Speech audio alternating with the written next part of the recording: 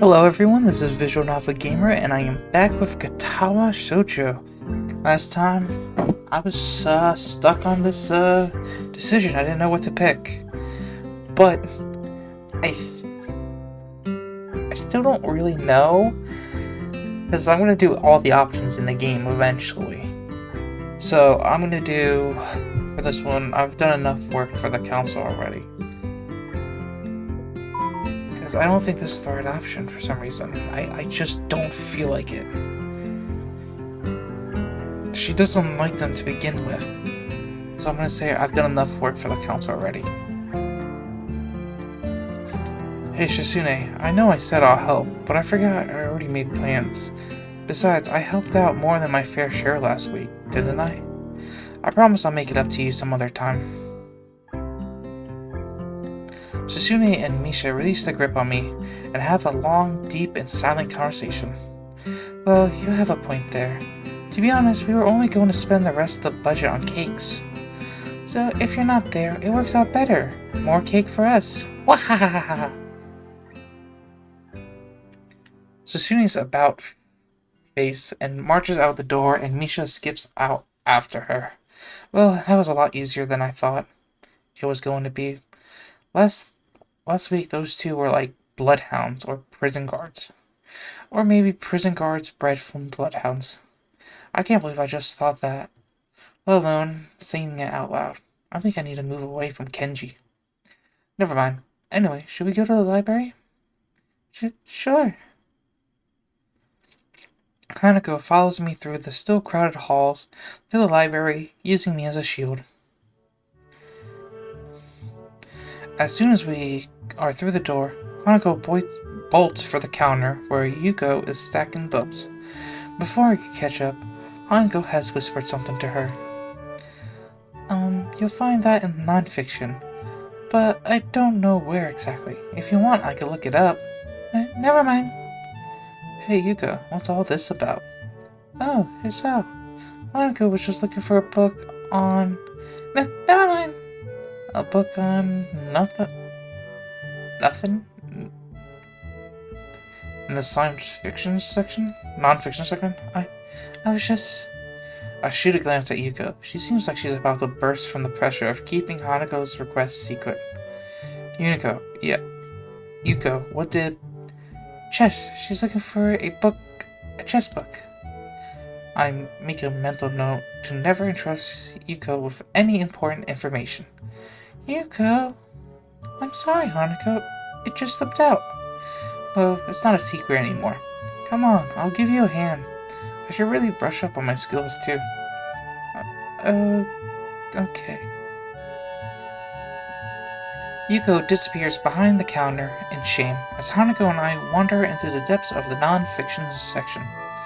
I know there's supposed to be a system for categorizing these books, but I don't see how anyone could decipher it without spending half their lives researching it. That's probably why all the libraries I know are... don't know that word. Towards the end of the aisles, between a book on card tricks and some book on kids' games, stands a single book bearing the title Chess Tactics for Champions. Before I could reach it, Hanako has the books in her hands, clutching it to her chest. Well, I guess that's yours then. Mind if I borrow it when you're finished? Sure. I just haven't really played against anyone but Lily before, so I thought... Damn, it's not like I was trying to beat Hanako deliberately or anything, but she seems to have taken it to heart. Then again, at least this means she wants to play me again. That's a plus, right? Well, it's not like I'm a master or anything. I just played a bit before. It occurs to me that I haven't told Hanako about my condition. I falter for a second, deciding to cover my tracks. That is a conversation for another day. Before I came here. Are you alright? Yeah, I was just remembering something. When I think about it, I shouldn't be afraid to tell Hanako about my condition and my time in the hospital. Judging by her scars, she probably spent a fair amount of time in a hospital bed. But for some reason, I can't bring it up, at least not today, and not on short notice. Eager to break off the conversation, I grab a random book from the shelf. It's some book on the world's fastest roller coaster. Published in 1982. Well, not very up to date, but it should at least be interesting. Well, we both got books now. Should we go sit down? Hanako seems to accept my bluff, and we head to the reading nook in the back of the library. Neither of us say a word. We simply open our books and start reading. I try to read my book, but it seems since then in 1982, roller coasters weren't nearly as large as the ones built in the decades since. Most of the ones listed are made of wood. Something about that doesn't seem safe to me. If I'm going to ride on something potentially dangerous, I want it to be made out of steel or some kind of space age alloy that has big words like titanium and ruthenium? Don't know that word. I quickly lose interest, and my eyes wander across the reading area to rest on Hanako. Hanako seems absorbed in her book, looking back and forth through the pages, as if confirming what she just read. I wonder if that's an actual effective or if she's just overloading herself. She unconsciously brushes her hair from her face, temporarily revealing her scar tissue. I'm still not sure about the protocol here. Is it right to ask her about her scars or her past? How long was she in the hospital? Does she still visit the doctor? These all seem like questions that you ask someone who just transferred to your school, translated into the local language. But to date, no one has deliberately asked me any of them. Well, except Ren, but I don't think I should use her as a guide to proper social behavior. Absolutely not. She's a little cuckoo in the head, I think. For the time being, I'll just keep my mouth shut. If someone wants you to know something, then they'll tell you. Trying to force the issue might drive Hanako back into herself. Sorry to interrupt, but I have to close the library now. Already? I check my watch. Somehow, as I was lost in thought, nearly 2 hours have passed. Do you want to check out those books? I can do it on the way out. But please, I'm done. I'll drop this one back on the way, though. It wasn't as interesting as I first thought. Hanako marks her place with a slip of paper and stands up. The girls head to the counter, and I return my book to what I think is the right shelf. Yuko scans Hanako's book with practiced precision, yet still manages to fumble it. Oh, there we go. Third time, lucky. Since this is a non-fiction book, you can only have it for a week. That's okay. Yuko shuts down the library's computers and herds us out the door. I didn't think it was this late already. But you're the one who told us you had to close. Yes, but I know. But there was before I looked at the time. I'll see you later. Yuko bolts down the hall, her handbag trailing behind her like an awkward streamer. I guess all librarians really are lethargic? Huh? Oh, never mind. I was just thinking that I never met a librarian that could organize their time, no matter how good they are with their books. Oh, I know what you mean. Hanako smiles in amusement. It wasn't meant to be a joke, but I must have reminded her of some other librarian or something. I have to get back. Yeah, me too. I didn't realize it was this late. Thanks for letting me hang out with you. No problem. I'm going to my dorm room right now, anyway. So do you mind if I tag along? Okay. Hanako sets off ahead of me, and I need to jog a little to reach her side. We walk through the gardens, eventually arriving in front of the dorm buildings. Man, you walk pretty fast. I used to play in a soccer club, and you managed to outpace me. I kinda regret saying that. It has less to do with her pace than with the fact that my condition has significantly worsened my fitness. Hanako's reaction is odd. I expected an awkward attempt to downplay her walking speed, but she just blushes without looking at her feet and smiling. Silence hangs in the air between us. That happens often around Hanako, but feels slightly different than usual this time. After a few seconds, I try to break the silence. Here you go. See you in class tomorrow? Sure. Monica waves a short goodbye before pushing her way through the dorm's door. I stand and look at them for a while before making my way to my own dorm room. I don't get it. What was that moment supposed to be? She looked really happy and blushing.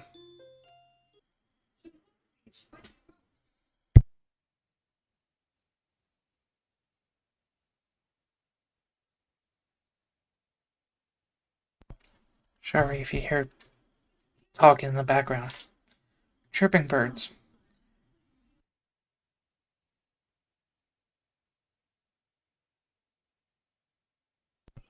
Normally, this would be a good time to reflect upon the beauty of nature, but it is 6 a.m.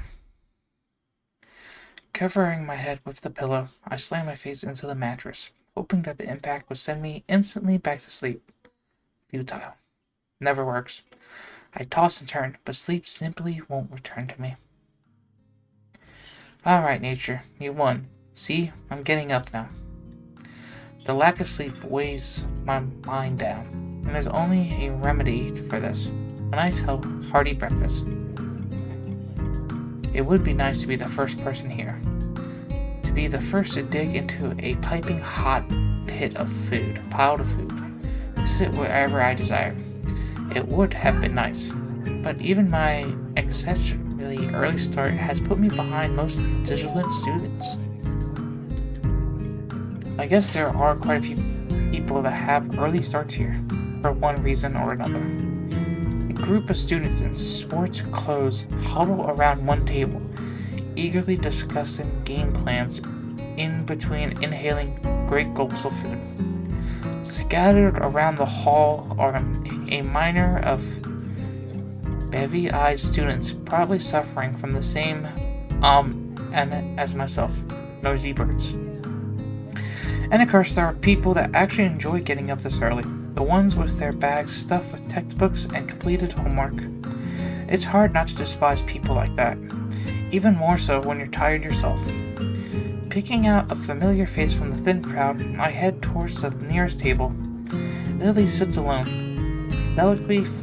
delicately feeling her way around a small plate of eggs with her fork. It's almost a shame to interrupt her and her clockwork movements. I wonder, is this how a blind person zones out? Simply moving in a predetermined pattern learned over the years, just like how a sighted person would eat while reading a newspaper? Good morning, Lily. I didn't expect you to be here this early. Oh, yourself. You startled me. I didn't know you took breakfast this early. I don't. This is an exception to the rule. I greatly prefer to be late to school than early to breakfast. Lily gives a small sigh at my admitted tardiness as I begin eating my food. It doesn't take long for hers to lapse back into her previous mindless nibbling. Each short motion lacks energy. I suppose this is similar to letting your eyes wander while performing any ordinary chore.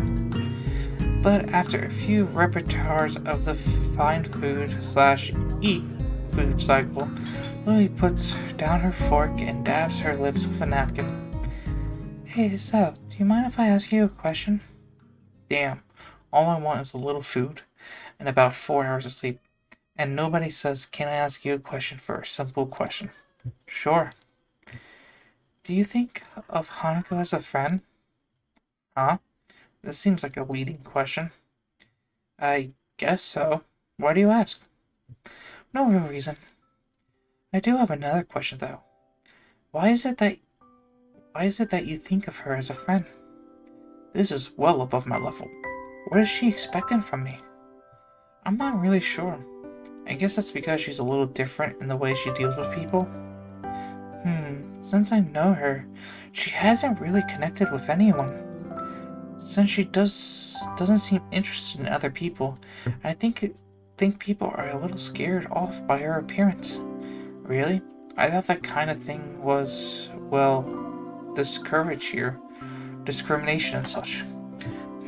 If I were to put it one way, she froze her bow in thought, a move which makes me slightly anxious as to what she's plucking from her mind. I'll say that you're a little naive. Naive? I've been insulted, if not for the slightly crude grin on her face. I see. While Yamaku has a stronger sense of community compared to other schools, it's far from being free of conflict. Rules cannot remove human nature, after all, only suppress it. That's something I noticed, actually. Just little things, like how certain people and cliques avoid each other in the hallways. It's no different than my old school, really. Even Lily and Susune could be considered bitter rivals, even though they both seem like fairly accepting people. Well, at least the Misha tented. Susune does. Who knows what actually goes on with her fingers and behind her glasses. I guess you're right, but when I first came here, everything was a bit of a shock. I kept on making mistakes, or at least thinking I was making mistakes, like when we first met and I said I see to you. I didn't know if that was considered rude or anything, so I tried to just put it in the back of my mind. Treating people any different and that kind of thing. So I didn't. I told myself that Hanako and you and everyone.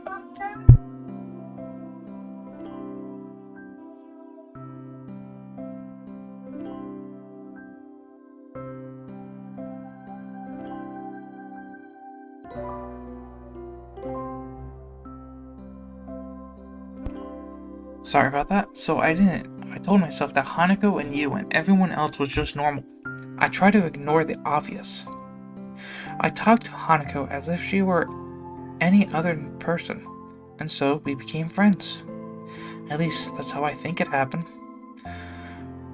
But, I feel guilty just from saying something like that aloud, as if it took extra effort to think of Hanako, or you, or anyone here as normal people. I don't think that's right. Hisao, I think you are naive, but I also think that you are a good person. It is perhaps one of your better traits. I suppose I could take that as a compliment. Tell me, are you free tonight? If you don't count homework, then I'm as free as the breeze. In that case, would you care to join myself at Hanako for tea? I don't really have that much money at the moment, so going out isn't really... Oh, I didn't mean going out, just here this evening. You can access the classrooms in the evening here? No, that's not what I mean. Hanako and I often use my room for tea parties together. Please, feel free to drop by after dusk. Sure, I see no problem with that. What's your room number? 225. Room 25 on the second floor. Okay, sure. Well then, I had best be off. I have class representative duties to attend to, after all. Till this evening, Misao. Yes, catch you later. Hang on, was I just invited to a girl's room after hours? Is that even allowed? There is the curfew here, but I never heard any rules about visitors in the dorm rooms. Yeah, I don't think there was a big problem about that with my character staying in Emmy's room for a night at the end and a night before. Yeah, I don't think it's going to be that much of a problem, as long as you don't get caught, that is. Even still, this is enough to get my sleep-deprived brain jump-started. And that to a lukewarm breakfast, and you have one hell of a pick-me-up. I groggily go to class, still a little excited about the prospect of breaking the rules. I feel like a little kid planning to sneak out of his window at night. Well, maybe that's going a little too far. But when you compare an invitation to a party to 6 or some hours, lectures, I know which one wins. Misha and Sune do little to relieve my boredom either. For once, they seem determined to actually complete Muto's assignments. Needlessly, the day eventually winds to a close. I hurry back to my room to wash up and comb my hair. Thankfully, I don't run into Kenji. Thank God. He is a little annoying to voice after all. Before long, I am leaving the boys' dorm. I nervously rap on the doorknob 225. Checking my watch once again. Is that you, Hisao? The door is open. You can come in. Lily's voice lifts through the door and soothes my nerves. This is the first time I've been invited to a girl's room after dark.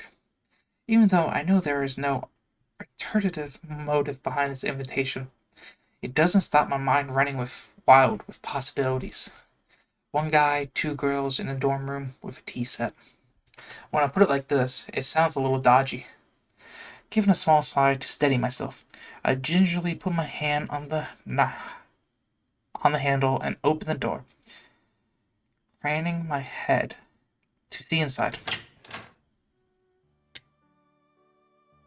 Ah, cute, adorable. The door opens completely, and I catch my first glimpse of Lily's room. Her furniture looks almost antique, but the bare walls and flat surfaces are barely decorated at all. In the center of the room sits a low table where I can see a small tea set at rest. It seems that everything in this room has its place, possibly exchanging the several piles of books stacked up against the wall. My sense of vision isn't the only one to be stimulated. The faint smell of something that can be picked up on the air. Nail polish, perfume, makeup. It's hard to describe in any other way than girly. My eyes finish their quick sweep of the room before returning to the position onto the girls. Lily sits next to the small table, wearing very dark blue. That's blue? Nah, I'm saying that's black. That's 100% black. That can't be blue. Wearing very dark blue pajamas. Dark blue pajamas with shorts that shows off plenty of her alluring pale legs. Opposite of her, Hanako sits a door in a conservative light pink gown. Her hands firmly are fixed between her legs, her shoulders forward and her head down, as if trying to hide herself in it. It would be easy for her to do. It looks about 2 sizes too big for her. Waves of funnel flow from her frame, making her look like a child playing dress up in her parents' clothing. She looks up to confirm my identity, and the beginnings of a thin smile creeps across her face, before vanishing so fast that I can't be sure they ever were there. There's no point in you standing in the doorway, Hisao. Hanako looks uncomfortable now. Or is that a secret smile? I can't tell. I take a step into the room, closing the door behind me. My, I'm afraid this room is really small for the three of us. Would you like to take a seat? I slowly walk to the table and sit down, trying my hardest not to disturb anything along the way. I also can't help but steal a quick glance into Lily's top as I sit. To be robbed of sight would be a most terrible fate. Well now, how about some tea? Hanako, could you please pour? Sure. So, would you like? I would love some tea. Do you need a hand? No, I'm fine. Thank you. Lily finds it difficult to resist a smile at her companion's nervousness, something I can't really blame her for. Been a tiring day? Yeah. I relax at my place, opposite of the cabinet. To my left is the blue-plaided Lily, and to my right sits the pink Hanako. The tea set on the table looks cute, as well as practical, painted red with a flounder manner. It looked odd when considered with Lily's plain but general staff-looking furniture. which leads me to think that Hanako might have picked it out. There's a slight ting when Hanako accidentally chips the teapot on a cup as she is pouring. She breathes in sharply. She must have been really nervous, as it's not the kind of thing anyone would worry about. Hanako quivers at her mistake. It's okay, Hanako. There's no need to be nervous. Hanako seems to find some confidence in Lily's reassuring, soft-spoken words, and Delphi pours the next 2 cups. Here you are, Lily. Hanako carefully places a cup and saucer in front of Lily and myself.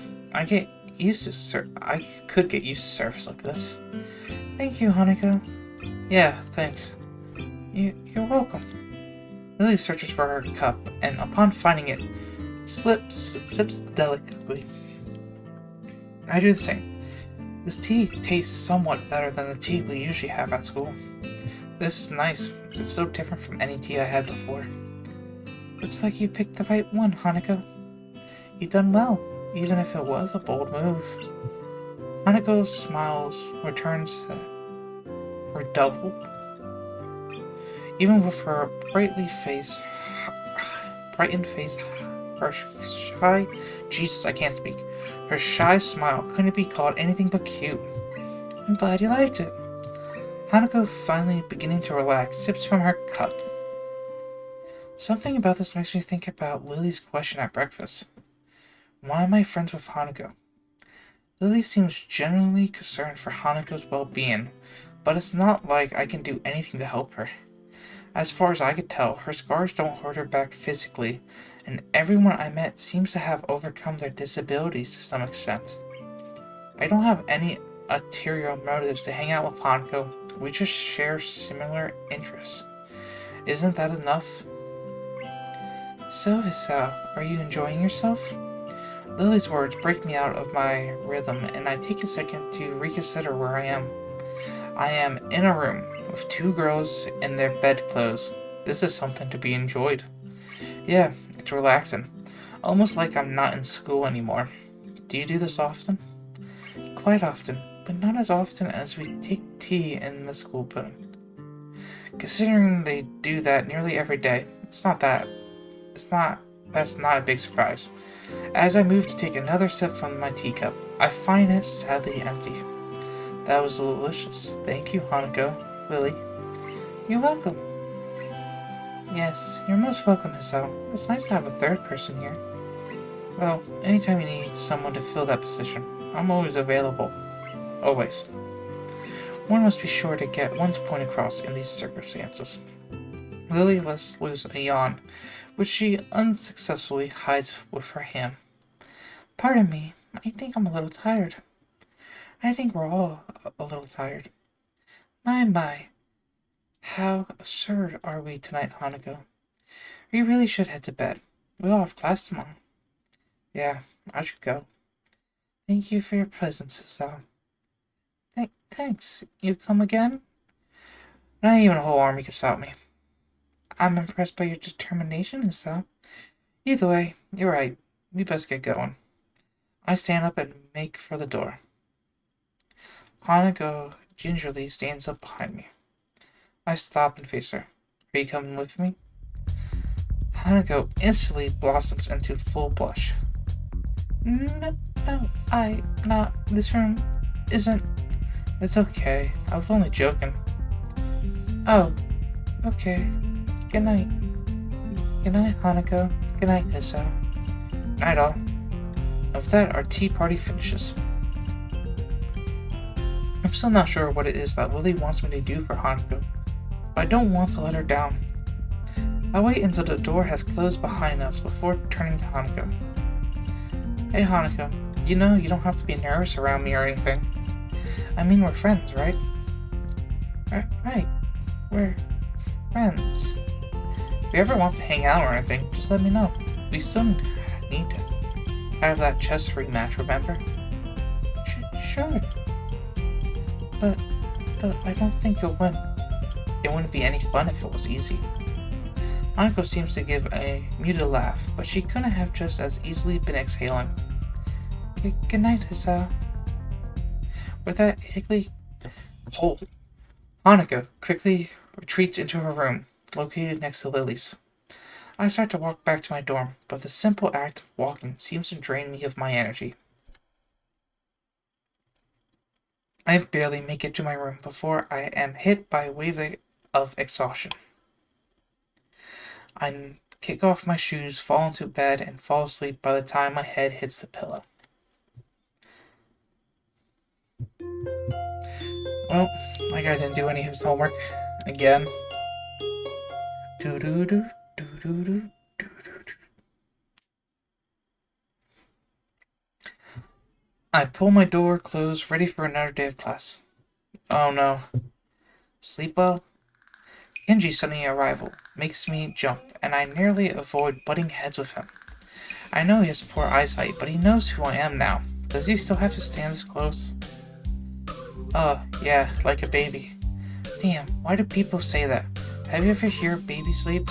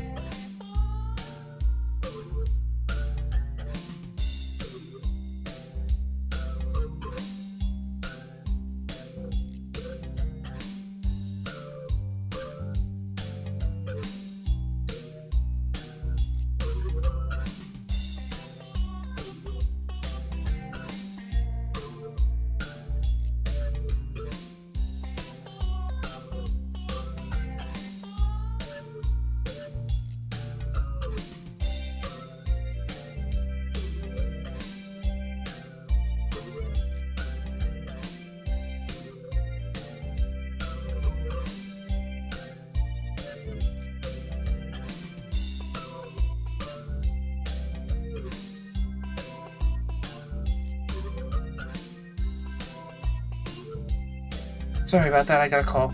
They scream all night, every night. Babies don't sleep well, ever. Well, there goes my restful state. I have to remember to never use figures of speech with Kenji. Alright, I get your point. It was a figure of speech. Yeah, sure, whatever. Where were you last night? I had a favor to ask, but you weren't around. For a split second, I considered telling Kenji the truth, that I was spending time with Hanako and Lily. Thankfully, that split second passed as soon as it came. I was just out, checking out the local area and stuff. You know, recon. Good man, good. I knew you were the type to plan ahead. Anyway, what was this favor you wanted? I was going to get some takeout, but I need change. Wait, what? I gave you money last week, and you still haven't paid me back. And I was starting to think you were cool. Kenji fishes around in his pocket and produces his wallet. As he counts out the 40 yen he owes me, I clearly see that he has at least two 10,000 yen notes. Hey, what the hell? Why are you borrowing money off me when you have that much cash? Kenji hisses a little, realizing that he's been had. Get off my case, man. It's bad luck to break a big note for anything less than half its value. It's the tycoon value rule. Last night dinner is going to cost me 7 years of bad luck. 7 years! Don't you think that's enough to help someone out? I got a shorter sentence if I just stole the stuff. My common sense screamed at me to say something to him, but thankfully I restrained myself. Arguing a point like this with Kenji will just lead to further and more complicated discussions. Yeah, I guess you're right. Maybe you should plan these things a little better. Yeah, man. I know, but I just got so much stuff to do. It's hard, and you're never around anymore, so I'm on my own. We're supposed to be brothers in brotherhood, remember? Yeah, I got you. Global conspiracy and such. I'll keep my ear to the ground. Kenji draws close enough for me to get a whiff of his garlic tainted breath. You better, man. You're already spending less time here. The first thing they'll do, they'll try to split us up, divide and conquer. Son Tizu said that. Roger that. Now I got to get going. I got classes. You coming? Nah, I'm tired. I stayed up all night just to make sure nothing was going to happen after splitting that note. As rational as ever, I see. Whatever. Night. Kenji scurries back into his room, and I hear him throwing his locks as I walk down the hallway.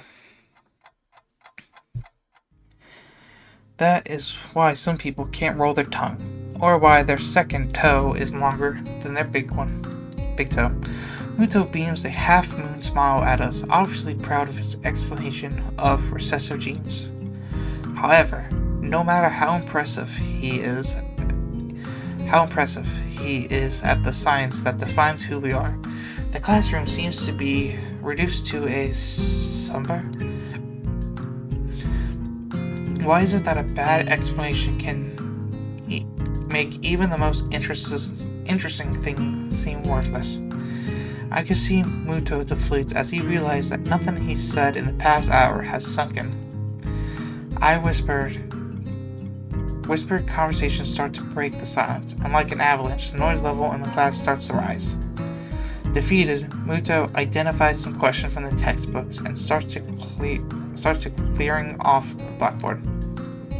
Almost as if expected, Hanako packs up her things and leaves as soon as the people start talking and laughing amongst themselves. The initial shock of seeing someone plays so blatantly taunt has started to fade, but it doesn't seem to stop me from wondering. Is she leaving because she doesn't want people to speak to her, or is just the thought of people around her shattering her peace? Before I could think about the topic any further, the lunch bell rings. I wonder if she was simply taking the opportunity to leave early.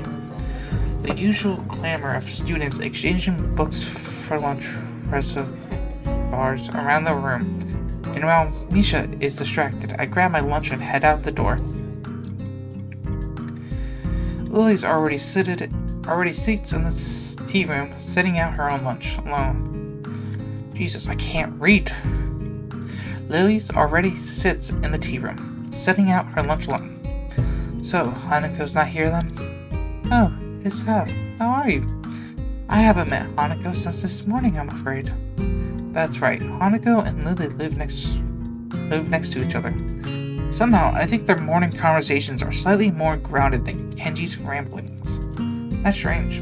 She left class early, so I figured that she'll come here. She's still leaving class early. Huh? Yeah, I've seen her do that a few times. Lily drops her head a little, and her tone of voice is notably depressed. It's very reminiscent of someone who is used to hearing bad news. I was so sure that she'll stop doing that once you two became friends. Everyone has their own pace, I suppose. Well, I was wondering about just that today. Why exactly does she leave? I'm not entirely sure myself. I personally think it's because she doesn't want to be put in a situation where she has to answer someone. I have a flashback of my first meeting with her, when I thought she looked like a cornered animal. Maybe I wasn't far from the truth, but she seems fine with talking to you and with me, a bit. It's a little more complex than that, I imagine. That the first thing most people ask her about is her scars, and what happened. She rarely talks about it with me, but I can tell that she doesn't like to remember whatever happened back then. Leaving class and running away from discussion is her preventive strike, if you will. Huh. So then, how does that explain her talking to me? You said it yourself at breakfast. You tried to ignore her scars. Once she saw that you weren't going to ask her about that, she opened herself up to you. I guess you're right. Maybe. I don't know. You know her better than I do, so I take your word for it. I wouldn't worry about that. I'm sure you come to know her as well as I do soon enough. I welcome the prospect of her having a new friend, and the two of you have such similar interests. Well, I hardly count reading as a team sport. It is good to have company, though. That's my point. Hanako is still an average person at heart. She also wants company at times like that. Ah, I see. I think, to be honest, both of you still confuse me a little. That's only natural, Hisao. We only known each other for a little while. It's unreasonable to expect you to understand us, just as we can't understand you. But that is half the fun of becoming friends, right? Absolutely. That's what's fun about becoming friends, understanding the other person. Yes it is. Although, I suppose there is the matter of us being opposite genders. Men and women do seem to confuse each other quite often. She says this with a little giggle, finding amusement at the odd little details of life. I hope you don't mind, but I'm going to start eating. Oh, go ahead. I think I'll eat something too. I got some books I want to drop back at the library before class starts, so I better get a move on. You'll probably find Hanako there as well. If you do see her, can you tell her to stop by my room later tonight? I'd like to talk to her. You're not coming? Unfortunately, I have class representative meetings later, so I'll be gone as soon as I finish my lunch. Okay then. If I don't see her in the library, then I'll tell her in class. I'm sure she'll be back after lunch. We fall silent as we start to eat. I take a second to reflect on our conversation. I always thought that Hanako's shyness was simply due to her being self-conscious of her scars.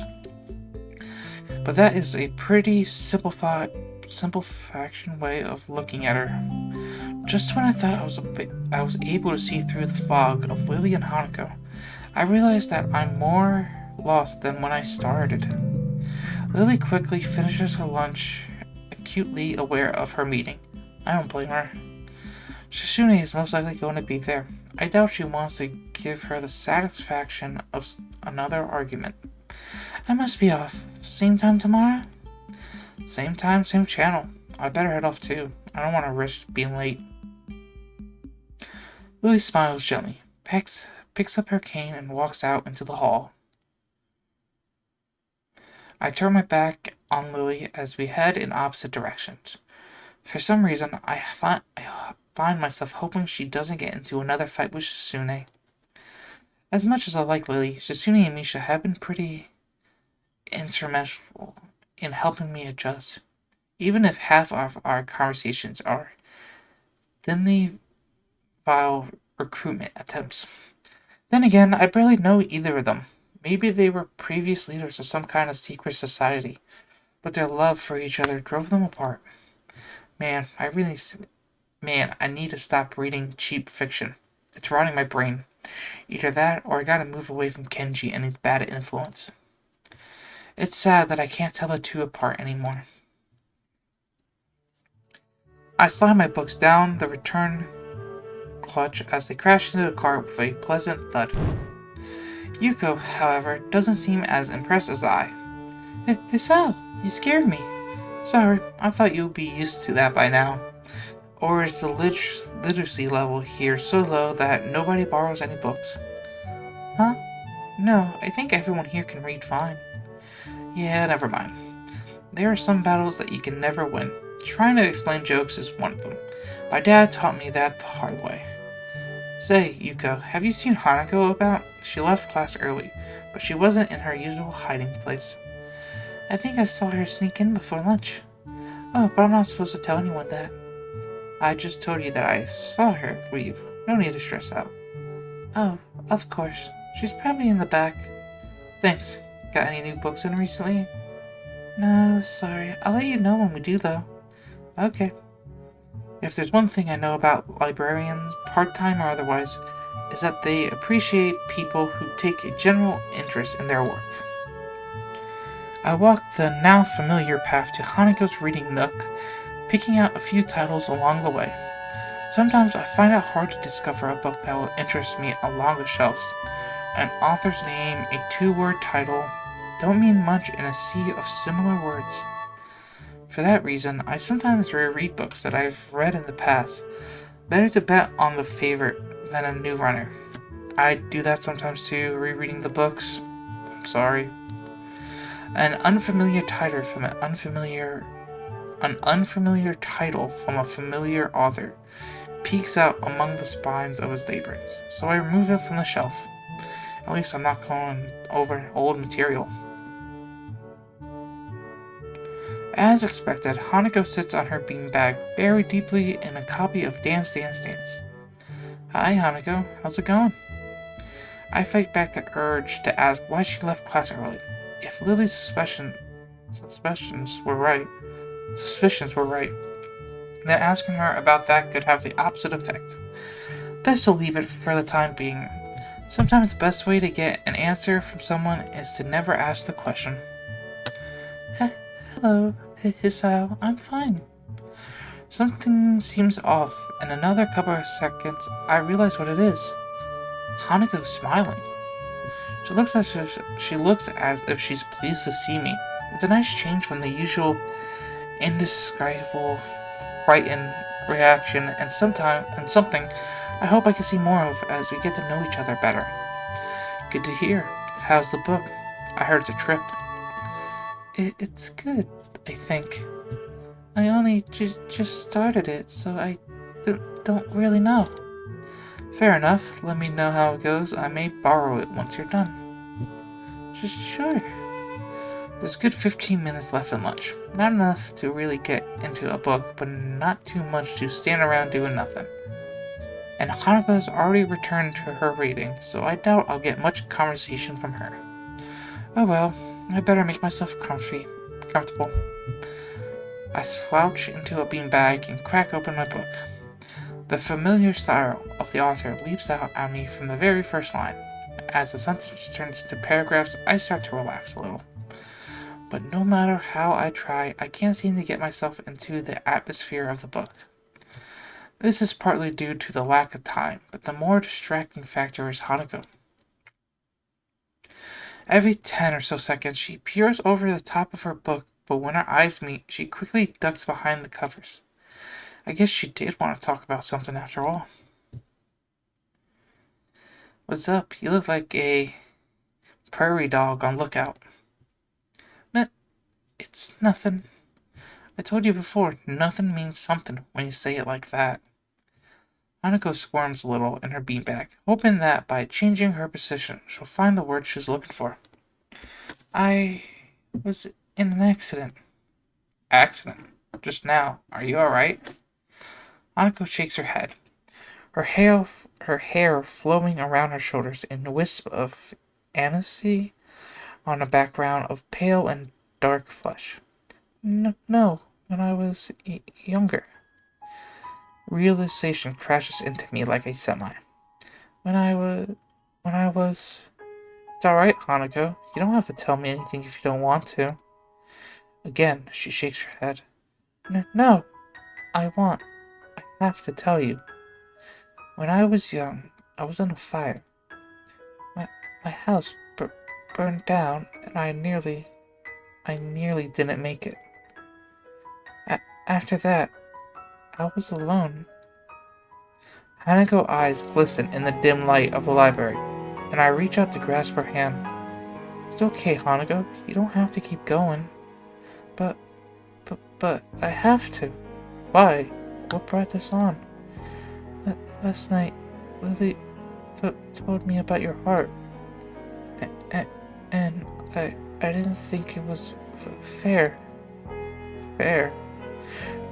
That I knew about you, but you didn't know about me.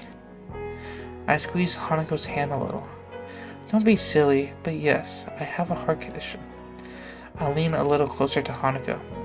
What I didn't tell Lily is that I had my first attack when a girl confessed to me. I smile a little to break the tension. Really? Really. I haven't heard from her for a while though, so I guess it's all over. I know it's all over. There's no other way to interpret what happened the last time I saw her. In some ways, not having heard from her again has helped me move on from that period of my life. So now we both know a little more about each other.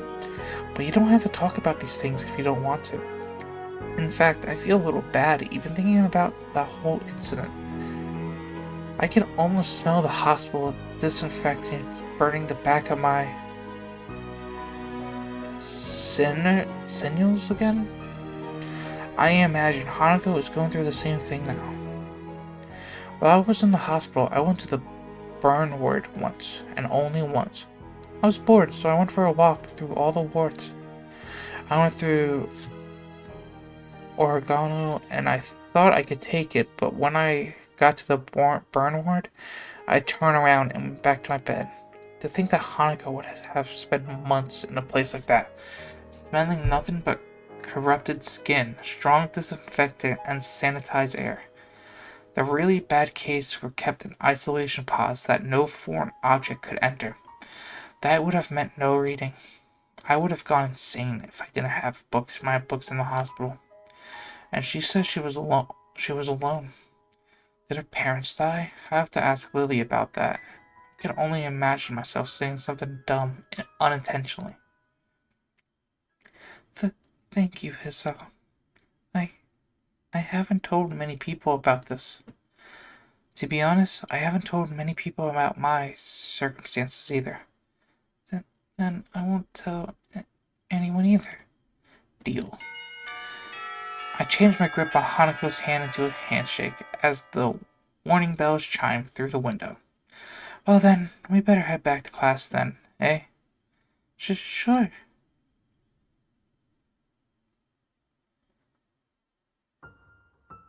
That seemed really short for an arc, though. Emmy's was so much longer. Castling? That was so short for an arc.